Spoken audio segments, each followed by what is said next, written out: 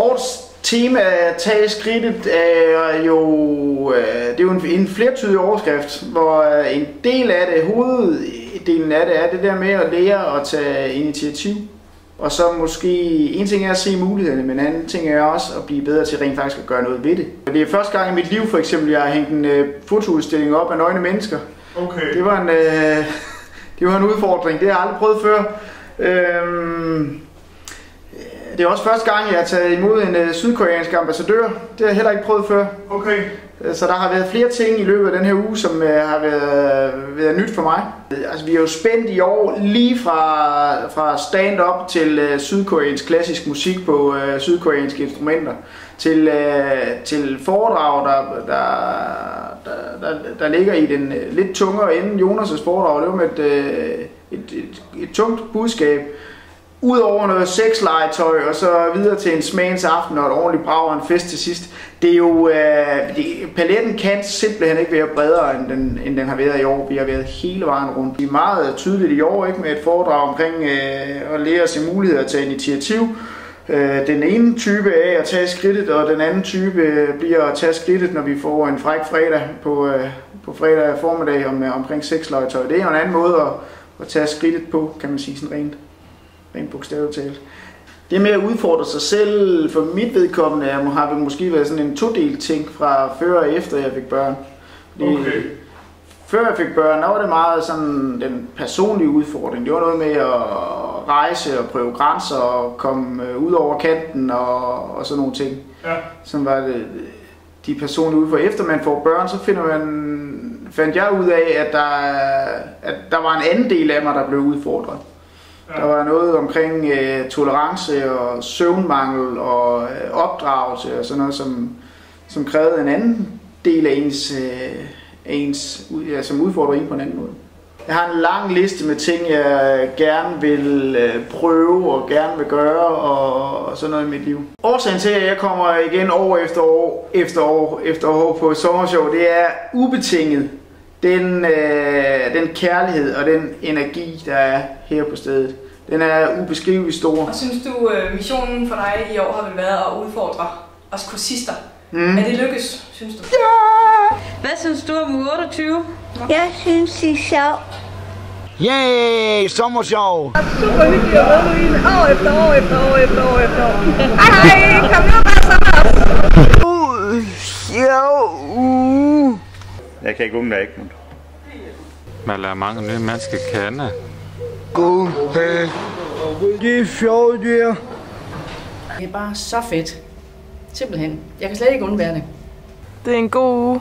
Være på musikholdet er jeg også rigtig glad for. Det er spændende. Man skal ikke bekymre om sit handicap, og det synes jeg bare er mega fedt.